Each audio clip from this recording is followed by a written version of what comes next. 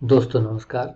दोस्तों सिंप्लीफिकेशन की एक और एक्सरसाइज जिसमें बहुत ही सिंपल तरीके से हमने सिंप्लीफिकेशन के जो भी चाहे फ्रैक्शन वाले सवाल हो, चाहे डेसिमल वाले सवाल हो, चाहे बड़ी बड़ी स्टेटमेंट्स होती हैं उसमें भी इक्वेशंस बनती हैं, उनके सवाल हो, बहुत ही सिंपल तरीके से किया है इसमें। तो ये पहला सवाल, a number of friends decided to go on a picnic. कुछ फ्रेंड्स पिकनिक पे जाते हैं and plan to spend Rs96 on eatables. Eatable मतलब खाने पीने की चीज़ें, ठीक है। खाने पीने की जो चीज़ें हैं या आप इसको कह लो फूड एक्सपेंसेस, उस पे वो क्या करते हैं 96 रुपये खर्च करने का प्लान बनाते हैं। अभी प्लान कर बना रहे हैं, खर्च नहीं किया इन्होंने, ठीक है। प्लान कर लिया कि इतने रुपए हम खर्च करेंगे, उन्होंने सोच लिया। या कोई मान लो वहाँ पे रेस्टोरेंट है, उसका सिस्टम है कि इतने रुपए में मतलब एक ग्रुप को वो खिला रहा है, जो भी उन्होंने अरेंज कर लिया। 4 of them however did not turn up। did not turn up का मतलब होता है कि राजी नहीं हुए, तैयार नहीं हुए, ठीक है। तो 4 लोग जो फ्रेंड मतलब जो थे ना सारे, उसमें से 4 फ्रेंड्स तैयार नहीं हुए। तो इसका मतलब क्या होगा कि दोस्त कम बच गए। कम बच गए तो क्या होगा, अब हर बंदे को ज़्यादा पैसे देने पड़ेंगे। As a consequence the remaining ones had to contribute Rs4 each extra. तो जो बच गए अब उनको क्या करना पड़ेगा, 4 रुपए हर बंदे को एक्स्ट्रा देना पड़ेगा, ठीक है। The number of those who attended the picnic was, कितने लोगों ने पिकनिक को अटेंड की, हमें ये बताना है। तो इस 96 रुपये में 2 पार्ट है। कौन सा, कि एक तो वो कि नंबर ऑफ फ्रेंड कितने थे, ठीक है, एक तो वो हो गए फ्रेंड कितने थे वो, या पीपल कितने थे। दूसरा कि पर हेड कितना खर्चा उन्होंने किया, ठीक है। पर हेड एक्सपेंस क्या था, अभी हर बंदे ने कितने कितने रुपए कंट्रीब्यूट किए, 5-5 किए, 10-10 किए, वो उन दोनों की गुणा क्या आ जाएगी, 96 आ जाएगी, ठीक है दोस्तों। तो मान लेते हैं कि शुरू में हमारे पास x बंदे थे, ठीक है। तो x बंदों ने मिलके पर हेड कितना भी करके 96 रुपये कलेक्ट करना था, ठीक है। तो x बंदे 96 कर रहे थे, तो पर हेड कितना आ रहा था, पर हेड कितना एक्सपेंस आएगा, फिर यहाँ मैं लिख दूं ब्रैकेट में 96 रुपये सारा खर्चा, x बंदे हैं तो एक बंदे को आएगा 96/x, ऐसे कर रहे थे। उसके बाद क्या हुआ, उसके बाद 4 दोस्त कम हो गए, 4 दोस्त हमारे कम हो गए मान लिया हमने।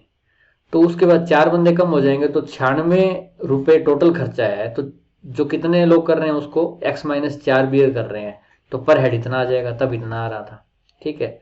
तो ये जो खर्चा है ना 96/x-4, ये जो बाद वाला खर्चा है, ये क्या है, 4 ज्यादा है, ये 4 मोर है, किसकी बजाय, पहले वाले की बजाय, है ना। यही कहा ना उसने कि जब वो दोस्त कम रह गए 4, तो उन्होंने 4-4 रुपए एक्स्ट्रा इकट्ठे किए, ठीक है।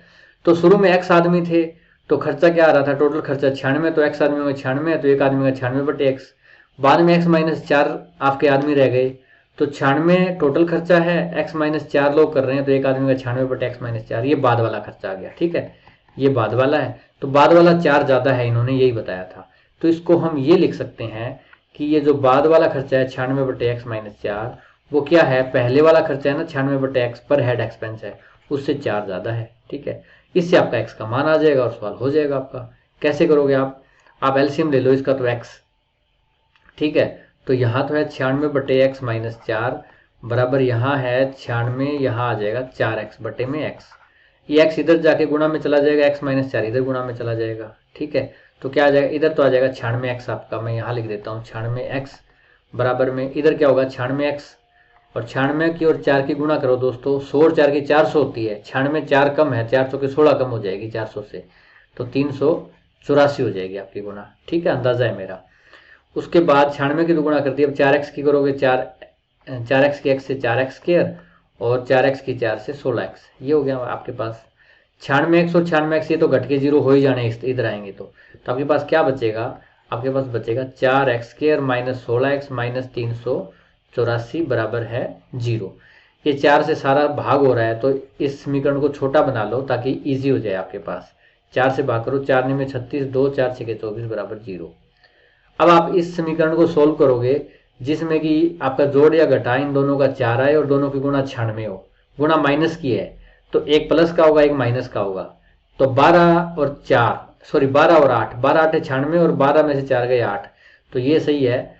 तो आपके माइनस के बचने चाहिए, तो माइनस का बड़ा ले लो 12x, प्लस का छोटा ले लो 8x, माइनस के 4 बच जाएंगे, माइनस की 96 आपकी गुणा हो जाएगी, ठीक है दोस्तों, तो इससे क्या आ जाएगा x माइनस 12 और x प्लस 8 आ जाएगा। जैसे यहाँ से x कॉमन निकालो, x माइनस 12 और इसमें से क्या आएगा प्लस का 8, x माइनस 12 बराबर 0। तो x माइनस 12 बराबर 0 और x जमा 8 बराबर 0। तो x का मान एक तो 12 आ रहा है, एक माइनस 8 आ रहा है।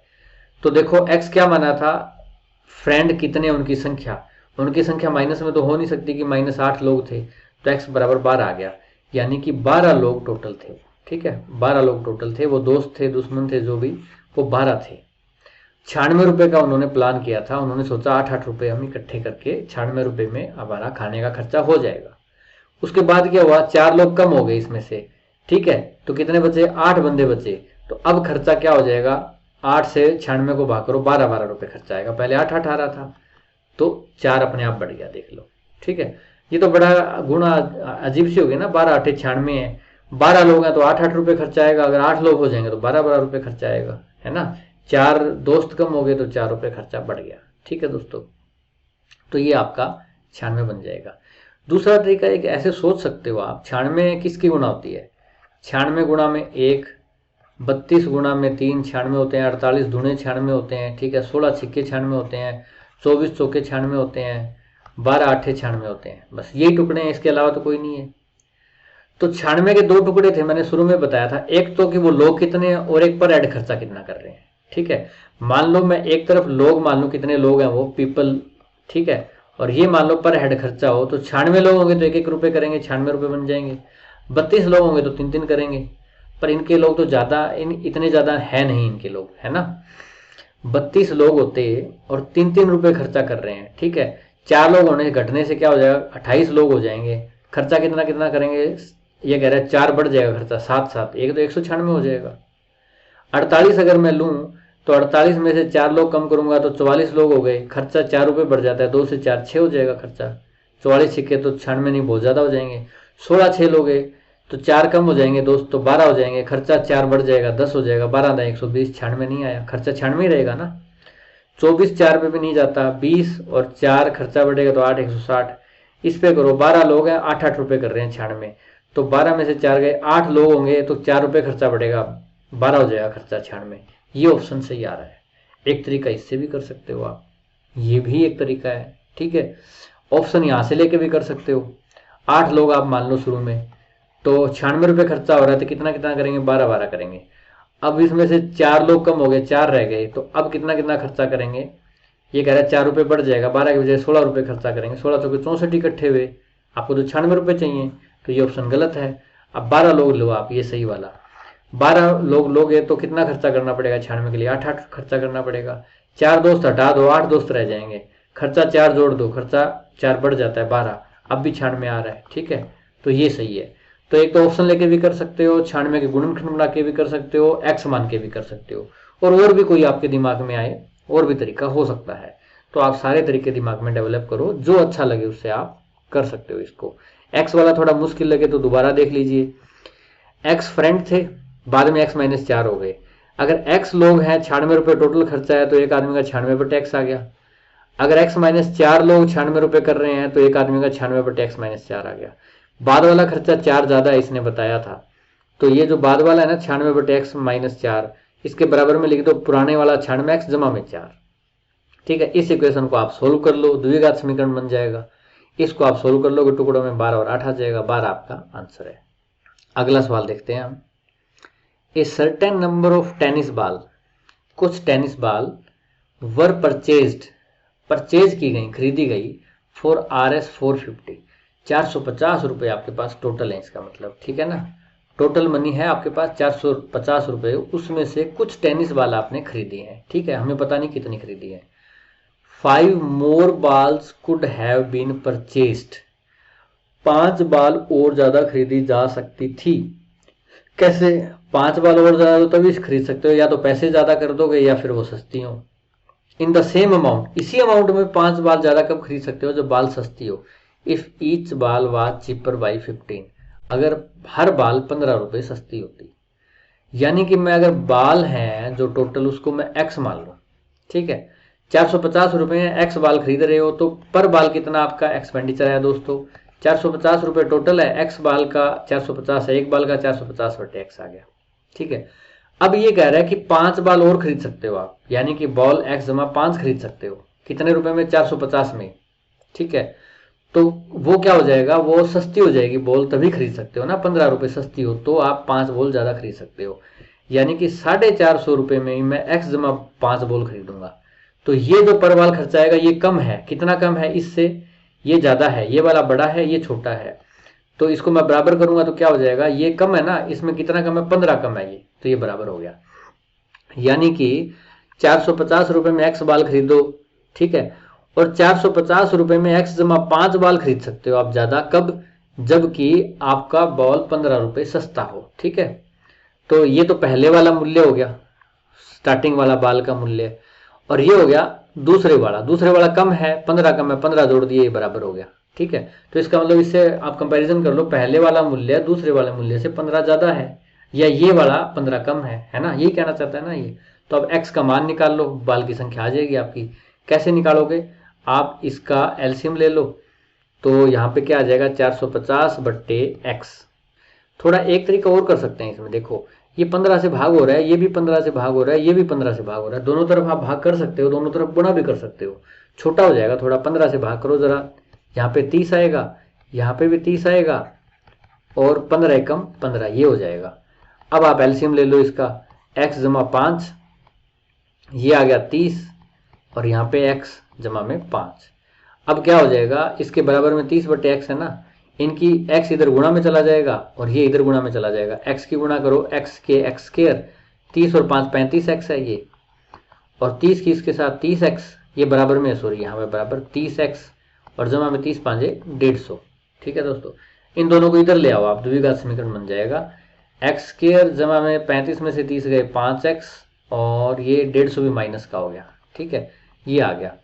अब आपको क्या करना है, गुणा 150 हो और ये 5 हो, जोड़ या घटा इनका। ठीक है, तो इसका 15 और 10 हो सकता है मेरे ख्याल से। 15 दाएं 150, और 15 और 10 का घटा, क्योंकि एक घटा की आ रही है ना गुणा, तो एक जोड़ का होगा तो एक घटा का होगा, तो इसका आ जाएगा आपका x जमा में 15 और x माइनस में 10 बराबर 0। ये माइनस 150 हो गई, 15x में से 10x गए 5x, तो इसका मतलब x बराबर 10 बोल आ गई, माइनस 15 बोल तो हो नहीं सकती, तो x बराबर आ गई 10, x माइनस 10 बराबर 0, x बराबर 10 बॉल। तो 10 बॉल आप शुरू में खरीद रहे थे 450 रुपए में, तो हर बॉल आपको कितने की पड़ रही थी दोस्तों, 45 रुपए की। फिर आपने क्या किया, 5 बॉल ज्यादा खरीद रहे हो इतने रुपए में, यानी 15 बॉल खरीद रहे हो आप। ठीक है, 450 में, तो पर बॉल कितने की पड़ी, 30 रुपए की पड़ी। 450 बटे 15, 15 सस्ती होगी देखो पहले से। आपका सवाल खत्म हो गया। ठीक है, ज्यादा मुश्किल नहीं है ये सवाल, आप चाहे कोई भी तरीका इसका इजी या एक्स वाला कोई भी करके देखो, या ऑप्शन से करके देखो। जैसे ऑप्शन में शुरू में क्या दे रखा है, 10 है, आप 10 बॉल थी मान लो, 450 रुपए में 10 बॉल थी। ठीक है, तो आपकी बॉल कितने की पड़ रही थी, 45 की। अब आपने 450 रुपए में 5 बॉल बढ़ा दी, कितनी कर दी, 15 कर दी, है ना। बॉल 15, 5 बॉल बढ़ाओगे 15 हो गई, तो 30 की बॉल पड़ गई आपकी, 15 सस्ती पड़ रही है। यही तो ये कह रहा है कि 15 सस्ती पड़ेगी अगर 5 बॉल इतने रुपए में खरीदोगे, और तो 15 रुपए सस्ती हो तो 5 बॉल ज्यादा खरीद सकते हो। ठीक है, बात एक ही हो गई। तो पहला ही ऑप्शन सही आ गया, तो ऑप्शन से आप कर सकते हो। अगला सवाल है, a piece of cloth cost Rs35। ठीक है, आपकी कोस्ट है ना जो क्लोथ की, वो 35 रुपए है एक पीस की। ठीक है, कोई भी पीस ले लो आप। If the length of the piece, उस पीस की लेंथ जो है would have been 4 metre longer. ठीक है, लेंथ तो हमें दी नहीं हुई, कितनी लेंथ है इसकी। ठीक है, मैं मान लेता हूं कि x मीटर कपड़ा है बना। ठीक है, अब ये कह रहा है कि अगर इसकी 4 मीटर मान लो लंबी होती लेंथ, इसकी 4 मीटर लंबी हो सकती थी, would have been 4 metre longer, ये 4 मीटर ज्यादा आ सकता था। ठीक है, कपड़ा कितना आ सकता था, x जमा 4 मीटर आ सकता था। And each metre cost Rs1 less. अगर इसकी कोस्ट क्या होती, कोस्ट यानी रेट हो गया ना एक तरह से, रेट Rs1 लेस हो गया, यानी कि रेट क्या हो गया, रेट आपका एक कम हो जाता है, तो आपका 4 मीटर कपड़ा ज्यादा। ये तो हमें पता ही है, रेट जैसे ही कम होगा कपड़ा तो ज्यादा आएगा उतने रुपए में। The cost would have remained unchanged, यानी कोस्ट 35 ही रहे, रेट आपका एक कम हो जाएगा तो 4 मीटर कपड़ा ज्यादा आ जाएगा। ठीक है, हमने x मीटर माना था तो x जमा 4 आ जाएगा। How long is the piece, piece कितना लंबा है। ठीक है, वो हमने x माना हुआ है, लेंथ x निकालना है हमने। देखो दोस्तों, इसमें दो रेट हैं। एक तो पहले वाला रेट क्या है, 35 रुपए का एक्स मीटर खरीद रहे हो तो 1 मीटर कितने का आएगा, 35 बटे एक्स का आएगा। फिर 35 ही रुपए में आप एक्स जमा 4 खरीद रहे हो तो 35 रुपए में एक्स जमा 4 आ रहा है, तो एक कितने में आएगा, 35 बटे एक्स जमा 4 में। अब इनका डिफरेंस क्या है, कॉस्ट का एक है, ये ज्यादा है ना और ये कम है, तो इसके माइनस में मैं यूं लगा दूं तो एक आ जाएगा, है ना। इसकी कॉस्ट ज्यादा है, इसकी कॉस्ट कम है, 1 रुपए का फर्क है इसमें, ठीक है। कॉस्ट तो निकाल सकते हो ना, रेट तो टोटल कितने रुपए लग रहे हैं बटा कितना कपड़ा मिल रहा है, 35 रुपए में एक्स मिल रहा है, यहाँ 35 में एक्स जमा 4 मिल रहा है, तो ये आपका रेट आ गया 1 मीटर का, ठीक है। और दोनों रेट में 1 रुपए का फर्क है। अब इसका आप एलसीएम ले लो, एक्स और एक्स जमा 4, ठीक है, इनकी गुणा हो जाएगी, एक्स स्क्वायर जमा 4x, इसकी एक्स जमा 4 से गुणा होगी, 35 एक्स जमा में 35 चौके 140 माइनस इसकी 35 एक्स हो जाएगी, बराबर में 1 है। 35 एक्स से 35 एक्स कट गया, ये इधर जाके गुणा में हो जाएगा, एक्स स्क्वायर जमा 4x, इधर बराबर 140 है, इसको इधर ले आओ एक साइड, माइनस का 140 बराबर 0। फिर इसके टुकड़े कर लो आप, यहाँ तो हर बार वो इक्वेशन बन रही है, तो 4 हो और 140 हो, 14 दाएं 140 होते हैं, दोनों में डिफरेंस 4 का है, तो ये आ जाएगा x जमा 14 और x माइनस 10। आप कमेंट में बता दीजिएगा कि अगर आपको ऐसे ना बनाने आते हो ना, इसके टुकड़े, द्विघात समीकरण के टुकड़े गुणनखंड ना करने आते हो, तो मैं एक अलग से करवा दूंगा एक एक्सरसाइज इसके ऊपर। तो x बराबर -14 तो हो नहीं सकता, है ना, क्यों, कपड़े की लंबाई माइनस में नहीं हो सकती, तो क्या होगा, x बराबर 10 हो गया, 10 मीटर आपका उत्तर आ जाएगा दोस्तों, ठीक है।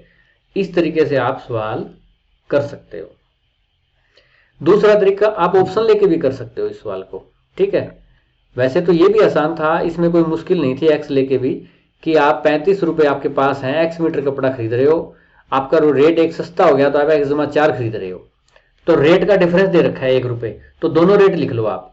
एक्स खरीदते हो कपड़ा तब तो रेट 35 बटा एक्स हो जाएगा, और 35 रुपए में एक्स जमा 4 खरीद रहे हो तो 1 मीटर कितने में खरीदोगे, 35 बटे एक्स जमा 4, और इन दोनों का डिफरेंस बराबर 1 है, ये ज्यादा है ये कम वाला है, तो ज्यादा में से कम वाला घटाएंगे, ठीक है। और इसके बाद इनकी गुणा करके एक्स का मान निकाल दो, 10 मीटर कपड़ा आ रहा है, ठीक है। 10 मीटर कपड़ा आप 35 में खरीदोगे तो 3.5 रुपए मीटर आपका कपड़ा आ जाएगा। 10 की बजाय 4 मीटर ज्यादा 14 मीटर खरीदोगे तो 35 बटे 14 आपका 2.5 रुपए की कॉस्ट आएगी, दोनों में 1 का डिफरेंस है, देख लो। दूसरा तरीका, यहां देखो ऑप्शन ले लो आप, 9 मीटर कपड़ा है मान लो, 35 रुपए में 9 मीटर कपड़ा आप खरीद रहे हो, कॉस्ट कितनी आएगी, ये तो ढंग से कट ही नहीं रहा, तो इसको एक बार छोड़ दो, इजी सा नहीं लग रहा। दूसरा ऑप्शन लो 10, 35 रुपए में आप 10 मीटर कपड़ा खरीद रहे हो तो आपकी कॉस्ट आ रही है 3.5।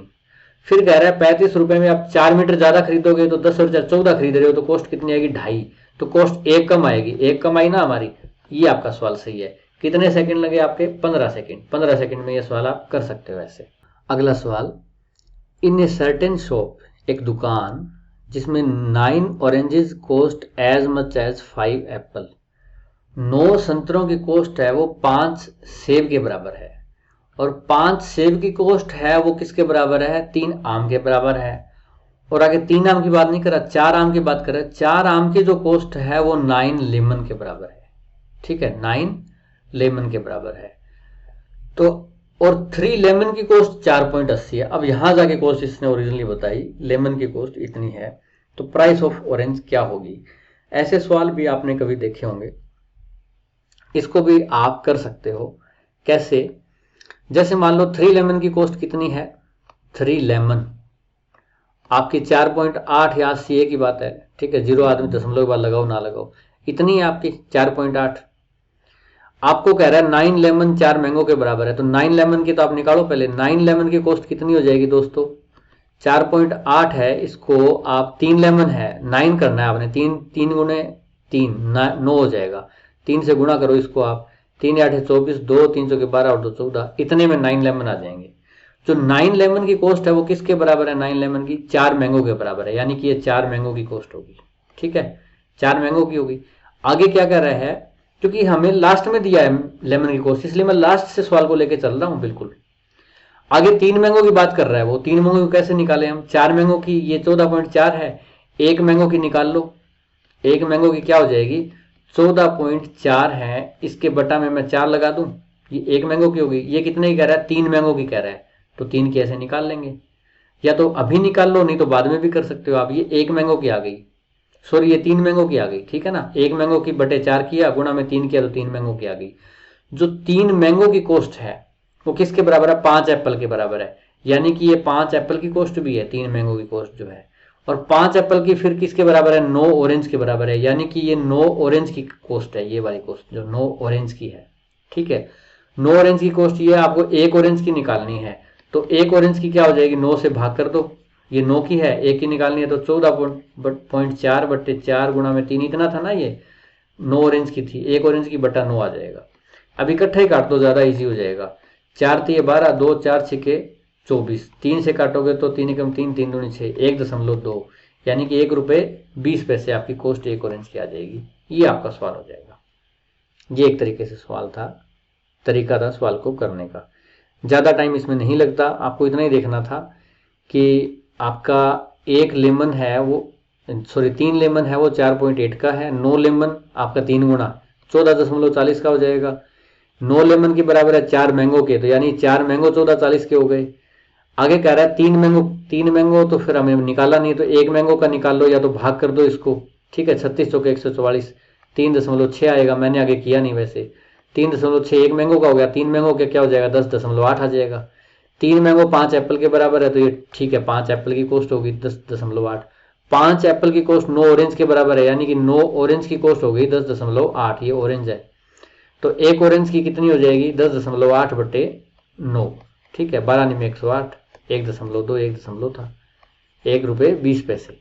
ऐसे करके आप इस सवाल को निकाल सकते हो, कोई ज़्यादा मुश्किल नहीं है ये सवाल। अगला सवाल, the taxi charges in A city comprise of a fixed charge together with the charge of the distance covered. एक सिटी है, उसमें टैक्सी चार्जेस की ये बात कर रहा है। वो कैसे? एक तो फिक्स चार्ज हो गया आपका, जैसे दिल्ली में ऑटो का चार्ज होता है। फिर पहले 2 किलोमीटर के लिए शायद रिसेंटली 25 था, मुझे जहां तक ध्यान है। फिर 2 किलोमीटर के आपको 25 रुपए लगने हैं, तो आप आधा किलोमीटर चलोगे तो भी 25 लगेंगे, वो फिक्स है।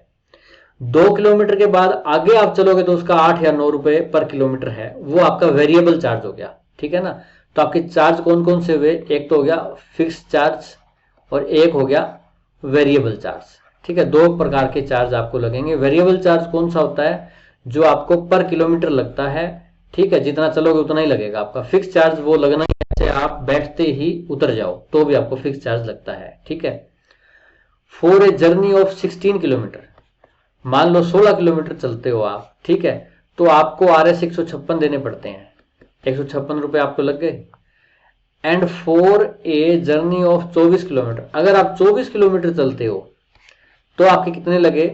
आपके 204 रुपए लगे। ठीक है दोस्तों, ये 16 की बजाय 24 1.5 गुना हो गया, पर आपके चार्जेस 1.5 गुना नहीं है ये। ठीक है, क्योंकि फिक्स चार्ज तो दोनों में सेम है ना, इसमें फिक्स चार्ज उतना ही लगा, इसमें फिक्स उतना ही लगा। जो किलोमीटर ज्यादा चले उसका वो ज्यादा चार्ज लेता है। तो इसमें ये पूछा है कि 30 किलोमीटर का अगर डिस्टेंस होगा तो आपको कितने रुपए देने पड़ेंगे उस पर्सन को या किसी को भी। 30 रुपए के लिए, 30 किलोमीटर के लिए कितने रुपए देने पड़ेंगे। ठीक है, तो देखो दोस्तों, इसमें मान लो कई दोस्तों ऐसे करते हैं, जैसे वो मान लेते हैं कि जो फिक्स चार्ज है ना, ठीक है, फिक्स चार्ज को वो क्या करते हैं कि वो x मान लेते हैं, और वेरिएबल चार्ज जो है वो पर किलोमीटर होता है, उसको क्या करते हैं वो y मान लेते हैं।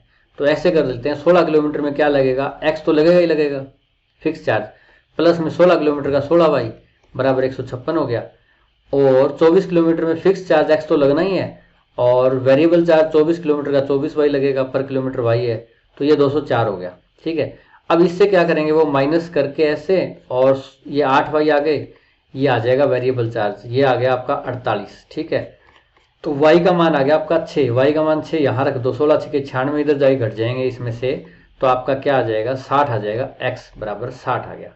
ठीक है दोस्तों, तो इस तरीके से 30 किलोमीटर का क्या हो गया? 30 किलोमीटर का हो गया वेरिएबल चार्ज और फिक्स चार्ज, फिक्स x हो गया, वेरिएबल चार्ज 30y। ठीक है, ये लगेगा ना, तो x कितना है? 60 है, वेरिएबल चार्ज 6 रुपये पर किलोमीटर, 30 छिक्के 180, तो टोटल कितना हो गया? 240। ये तो हो गया आपका परंपरागत तरीका जो मैथ से आप करते हैं। ठीक है दोस्तों, एक्स वाई मान के करते हो। दूसरा एक तरीका ये भी है, ये देखो फिक्स चार्ज तो इसमें भी है, इसमें भी है, इसमें भी, उसको छोड़ दो। 16 से 24 में फर्क क्यों आया? वेरिएबल चार्ज के कारण आया ना। क्यों?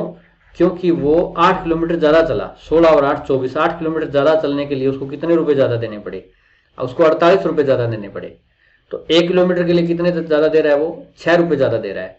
तो 24 से 30 में 6 किलोमीटर ज़्यादा चल रहा है वो, ठीक है। तो पर किलोमीटर वो 6 रुपये ज़्यादा देगा, तो कितने ज़्यादा देगा, 36 ज़्यादा देगा। 204 दे रहा है, 36 ज़्यादा देगा, 240 देगा। एक तरीका आपका ये भी है, ठीक है। दोनों चाहे एक्स मान के करो, चाहे दूसरा तरीका ये मान के भी कर सकते हो आप कि 16 से 24 8 किलोमीटर के लिए 48 ज़्यादा दे रहा है, पर किलोमीटर 6 ज़्यादा दे रहा है। तो यहाँ पे क्या होगा, 24 से 30 में 6 किलोमीटर ज़्यादा देगा, है ना। फिक्स तो इसमें भी दिया, इसमें भी दिया, फर्क 6 किलोमीटर के कारण आया, 6 रुपये पर किलोमीटर, 36 ज़्यादा देगा, 240 हो जाएगा, और आप ऐसे निशान लगा दोगे।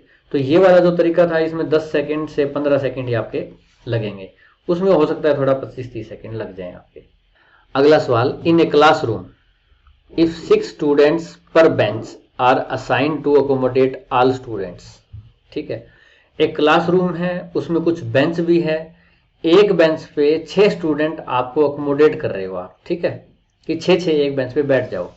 तो क्या हुआ, 1 मोर बेंच विल बी रिक्वायर्ड, यानी बेंच कब पड़ गए, एक बेंच आपको और चाहिए, एक बेंच कम पड़ गया। एक बेंच कम पड़ गया इसका मतलब कितने बच्चे बच गए, एक बेंच पे 6 बच्चे बैठ रहे हैं, है ना। एक बेंच कम पड़ गया इसका मतलब 6 बच्चे बच गए आपके, है ना।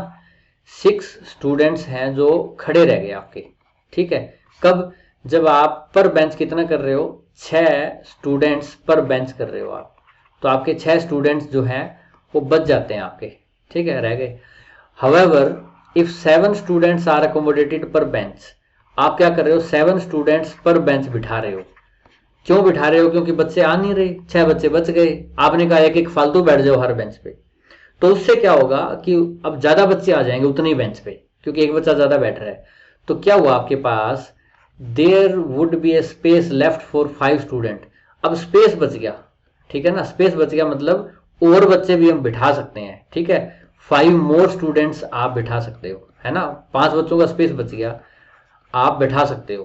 पहले 6 बच्चों का स्पेस कम था, अब 5 बच्चों का स्पेस ज्यादा हो गया, यानी कि टोटल 11 स्टूडेंट्स का स्पेस इंक्रीज हो गया, है ना। 11 स्टूडेंट्स का जो स्पेस था वो इंक्रीज हो गया, 6 जो बचे हुए थे वो भी बैठ गए, 5 और खाली पड़ा है, 11 बच्चों का इंक्रीज हो गया स्पेस। कैसे करने से, आप पर बेंच एक बच्चा ज्यादा बैठा रहे हो, हर बेंच पे एक बच्चा ज्यादा बैठ गया, तो 11 बच्चे ज्यादा बैठ गए। 11 बच्चे जो ज्यादा बैठे वो कैसे बैठे, हर बेंच पे एक बच्चा बैठा, तो 11 बच्चे जो बैठेंगे वो 11 बेंच पे बैठेंगे। इसका मतलब आपके पास टोटल बेंच कितने हैं, टोटल बेंच आपके पास 11 है, ठीक है ना। तभी तो हर बेंच पे एक एक बच्चा बैठाने से 11 बच्चों का स्पेस बढ़ता है ना, 11 बेंच है तभी तो एक एक का स्पेस ही तो बढ़ता है, क्योंकि एक एक बच्चा एक्स्ट्रा बैठा रहे हो आप। तो 11 बेंच है तो 11 का स्पेस बढ़ गया आपका। तो what is the number of student, number of student कितने हैं, बहुत आसान है। 11 आपके पास बेंच है, आप 6 बच्चे बैठा रहे हो, 11 6 66, तो आपके 6 बच्चे बच जाते हैं, यानी 72। 7 का लो तो 11 आपके पास बेंच है, 7 बच्चे बैठा रहे हो, 77। आपका 5 का स्पेस खाली रह गया, है ना। तो बच्चे कितने बैठे, 72 ही बच्चे ना, 5 तो खाली पड़े थे, तो आपके 72 बच्चे आ गए। किसी भी तरीके से आप निकाल सकते हो। तो ये आसान सा तरीका है, कौन सा, कि आप 6 स्टूडेंट एक बेंच पे बैठा रहे हो, ठीक है, तो 6 बच्चे बच जाते हैं आपके। 7 बैठा रहे हो तो स्पेस बच गया 5 का, यानी कि एक बच्चा आप एक बेंच पे एक्स्ट्रा बैठाने से 6 वो बैठ गए और 5 का और स्पेस, यानी 11 का स्पेस इंक्रीज हो गया आपका, है ना। 11 बच्चों का स्पेस और इंक्रीज हो गया, एक एक बैठा रहे हो आप, तो इसका मतलब आपके पास बेंच कितने हैं, 11 ही हैं, है ना। 11 स्टूडेंट का स्पेस इंक्रीज हो रहा है और आप एक बेंच पे एक ही बच्चा तो बैठा रहे हो, तो यानी कि 11 बेंच आपके पास हैं, उसमें एक एक का स्पेस आपने इंक्रीज कर दिया, एक एक बच्चा फालतू बैठा के। 11 बेंच है आपके पास, 6 बैठा रहे थे, 66 6 बच्चे बचे हुए थे, 72 बच्चे हैं आपके बस। कि आप मान लो बेंच को ही ले लो आप, जैसे बेंच आप मान लो, जैसे एक्स वाला तरीका एक ये भी होता है हमारा, कि एक्स मान के करते हैं हमारे सवाल को। बेंच मान लो एक्स है आपके पास, ठीक है, हर बेंच पे आप कितने बच्चे बैठा रहे हो, 6 बच्चे बैठा रहे हो, 6 बच्चे बैठा दिए, प्लस में 6 बच्चे आपके क्या हो गए, बच गए, बच्चों की संख्या आ गई। दूसरा तरीका, 7 बच्चे बैठा रहे हो एक बेंच पे, तो 7x बच्चे बैठा दिए आपने, तो अब बच्चों की संख्या क्या है, 7 बैठाने से 5 बच्चों की संख्या तो बची हुई, यानी बच्चे कम है, 5 बच्चे कम रह गए इसमें तो, है ना। 5 बच्चों का स्पेस और पड़ा है, तो बच्चे 7x नहीं है, 11 7 77 नहीं है, 5 कम है। ये भी बच्चों की संख्या है, ये भी बच्चों की संख्या है, इसमें 6 बच्चे बच जाते हैं, इसमें स्पेस बच जाता है 5 का, ये दोनों बराबर हैं, इसको एक तरफ ले आओ, माइनस एक्स बराबर ये 6 इधर जाएगा -11, एक्स बराबर 11 आ गया, बेंच 11 आ गया, चाहे इसमें एक्स की जगह 11 रख दो, चाहे इसमें रख दो, बच्चों की संख्या क्या आ जाएगी, 72 आ जाएगी। ये भी एक सवाल है। अब एक्स मान के कर लो चाहे ऐसे मान के कर लो, सवाल आपका हो जाएगा। दोस्तों अगला सवाल, there are 2 examination rooms A and B. A और ये है आपका बी, ए और बी 2 एग्जाम के रूम है। ठीक है दोस्तों, इसमें क्या है कि कुछ बच्चे एग्जाम दे रहे हैं। If 10 students are sent from A to B, A से बी की तरफ क्या कर रहा हूं मैं, 10 स्टूडेंट भेज रहा हूं, यानी कि ए में से मैं घटा रहा हूं, बी की तरफ 10 जोड़ रहा हूं। ठीक है, then the number of students in each room is the same. अब क्या हो जाता है, ए और बी में बच्चों की संख्या बराबर हो जाती है। ठीक है दोस्तों, फर्क कितने का पड़ा, इधर से 10 निकाले और इधर से 10 जुड़ गए, ये 10 कम हो गया पहले से, ये 10 बढ़ गया, तो टोटल इसमें दोनों में डिफरेंस कितने का पड़ गया, डिफरेंस आपका 20 का पड़ गया दोनों में, है ना। इसमें 10 कम हुए, जैसे इसमें 100 हो और मान लो इसमें भी 100 हो, इसमें 100 में से 10 कम करोगे 90 हो जाएंगे, इसमें 100 में 10 बढ़ाओ 110 हो जाएंगे, 90 110 20 का फर्क पड़ जाता है ऐसे। ठीक है, ये ध्यान रखना। दूसरी condition, if 20 candidates are sent from B to A. अब बी से ए की तरफ भेजेंगे हम। ठीक है, कितने भेजेंगे, 20 स्टूडेंट भेजेंगे, यानी कि बी जो है उससे 20 कम कर देंगे, ए की तरफ 20 हम बढ़ा देंगे, तो डिफरेंस कितने का आएगा, देखो वही तरीका, 20 इसमें कम हुए हैं उसमें बढ़े हैं, तो बी की बजाय ए में 40 ज्यादा हो जाएंगे। तो इसके लिए क्या करते हैं हम मान लेते हैं कि ए में एक्स बच्चे थे, बी में वाई बच्चे थे। ठीक है, ए में एक्स बच्चे थे, बी में वाई बच्चे थे। तो फर्स्ट कंडीशन तो क्या करता है, ये x में से 10 घटा के y की तरफ भेजता है, यानी कि y में 10 जोड़ देता है। ठीक है, y जमा 10 हो गई, इधर से 10 घटाए, इधर 10 जोड़ दिए, तो ये बराबर हो गए। ये तो फर्स्ट कंडीशन हो गई। y इधर ले आओ आप, x माइनस वाई, और -10 उधर ले जाओ, ये 20। ये आपकी पहली इक्वेशन हो गई। एक तो ये है।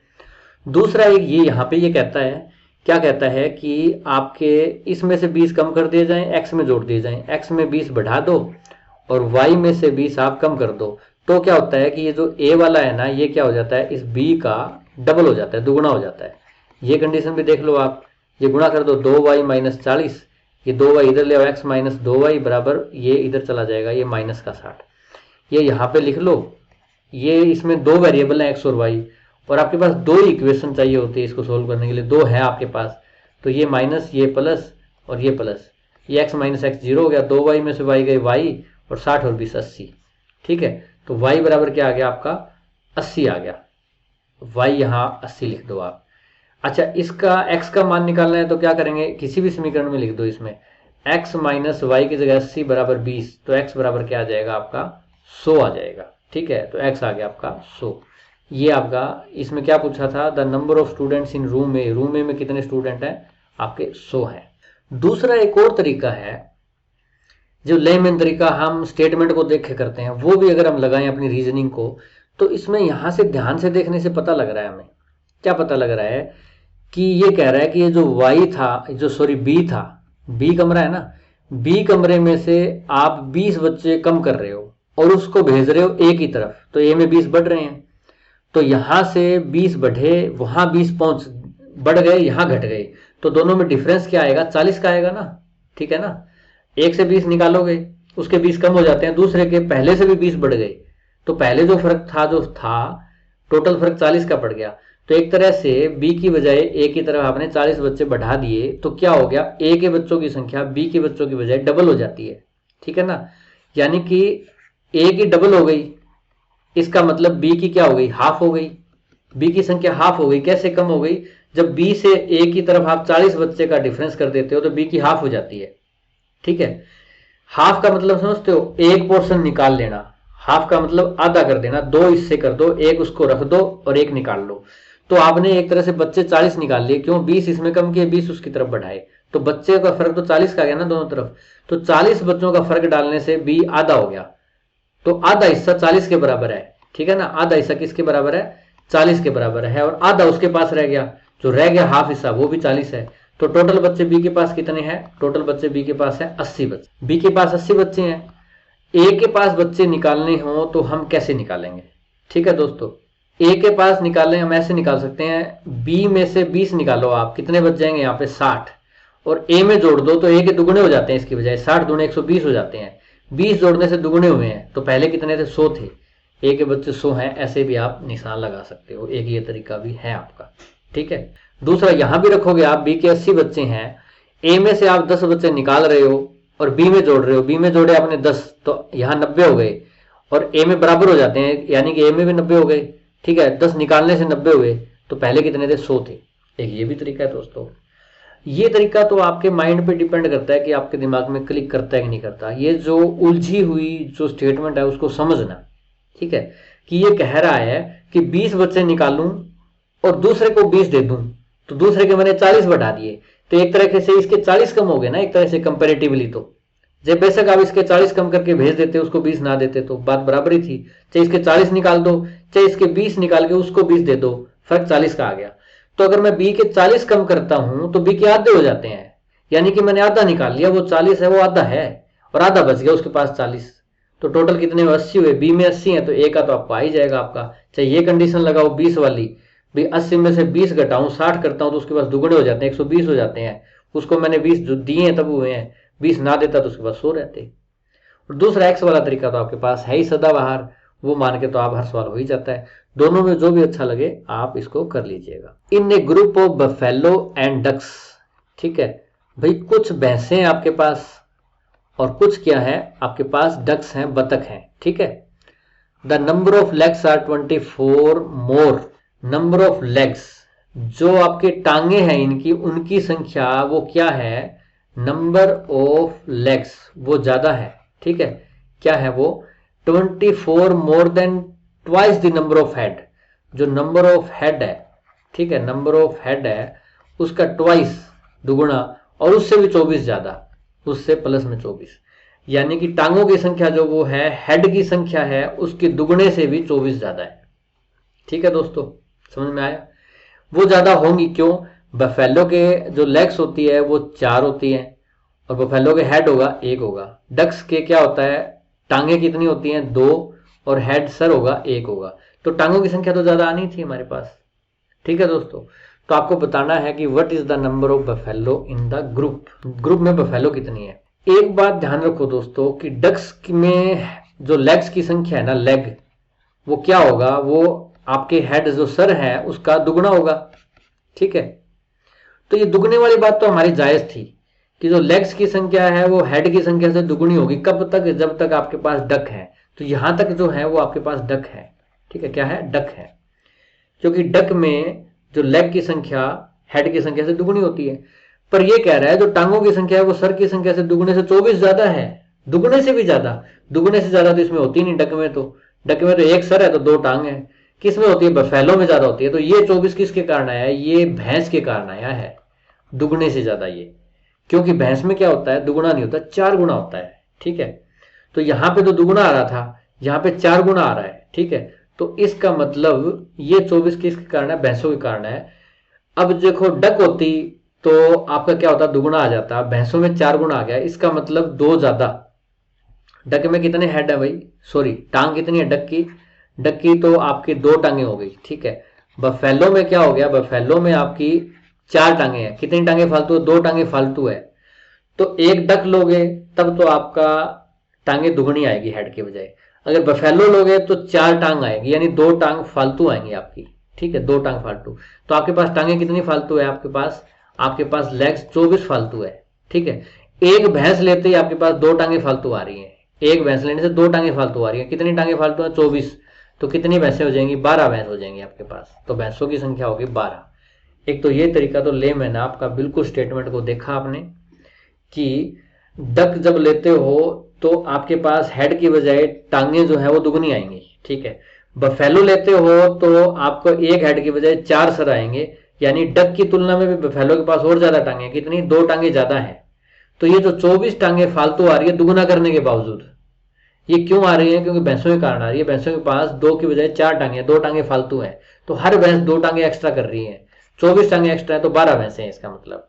एक तो ये तरीका हो गया आपका। दूसरा, आप ऑप्शन लेके भी चाहो तो कर सकते हो अगर आप ट्राई करना।